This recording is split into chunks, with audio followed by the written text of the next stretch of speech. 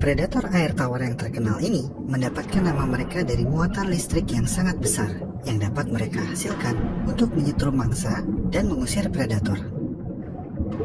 Tubuh mereka mengandung sekitar 6.000 organ listrik dengan sel khusus yang disebut elektrosit yang dapat menyimpan daya seperti baterai. Saat menyerang mangsa atau saat terancam, sel-sel ini akan mengeluarkan arus listrik secara bersamaan, menyetrum siapapun yang ada di dekat mereka. Ini adalah belut listrik. Belut listrik adalah satu dari beberapa organisme yang paling mengejutkan di planet ini. Mereka dapat memanfaatkan kekuatan arus listrik untuk berburu. Belut listrik telah memancing rasa ingin tahu para ilmuwan dan masyarakat luas selama ratusan tahun. Bahkan, Charles Darwin pun dibuat bingung oleh kemampuan mereka. Belut listrik dapat tumbuh mencapai proporsi tubuh yang sangat besar. Panjangnya bisa mencapai lebih dari 2 meter dan beratnya dapat mencapai 20 kg. Mereka memiliki tubuh panjang dengan bentuk silinder dan kepala yang rata. Umumnya berwarna hijau tua atau keabu-abuan di atasnya dengan warna kekuningan di bawahnya. Tapi tahukah kamu kalau belut listrik sama sekali bukan belut? Mereka sebenarnya jenis ikan pisau yang banyak ditemukan di lembah sungai Amazon di Amerika Selatan. Mereka hidup di aliran sungai atau kolam keruh di Amazon dan Orinoco di Amerika Selatan. Menu utama mereka adalah ikan, tapi mereka diketahui juga memangsa amfibi dan bahkan burung dan mamalia kecil. Belut listrik harus muncul ke permukaan air untuk bernafas. Mereka menerima hampir 80% oksigen melalui mulut. Mulut mereka adalah organ yang sangat vaskuler.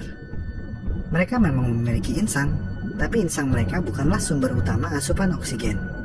Dan karena hal ini, mereka dapat bertahan cukup lama tanpa air, atau hidup di kubangan lumpur yang miskin oksigen.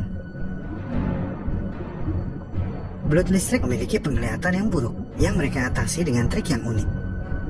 Mereka memancarkan arus listrik bermuatan rendah kurang dari 10 volt, yang mereka gunakan seperti radar untuk bernavigasi atau menemukan mangsa. Sebenarnya banyak hewan lain yang juga menggunakan arus listrik sebagai semacam persepsi ekstrasensorik. Tapi merekalah satu-satunya hewan yang memiliki arus listrik yang cukup kuat untuk membunuh. Biasanya, belut listrik memiliki sebanyak 6.000 sel khusus yang disebut elektrosit. Tumbukan sel ini bermuatan negatif di dalam dan bermuatan positif di bagian luarnya. Masing-masing sel memiliki arus berpotensi sebesar 0,08 volt. Tidak banyak memang, tapi segera setelah belut terpicu melihat mangsa yang potensial, sel-sel ini membuka dan menyebabkan masuknya ion natrium yang mengubah polaritas. Jadi, sekarang tumpukan sel-sel tersebut memiliki ujung positif dan negatif yang menciptakan arus listrik. Pada beberapa spesies tertentu, muatannya dapat mencapai 6.000 volt.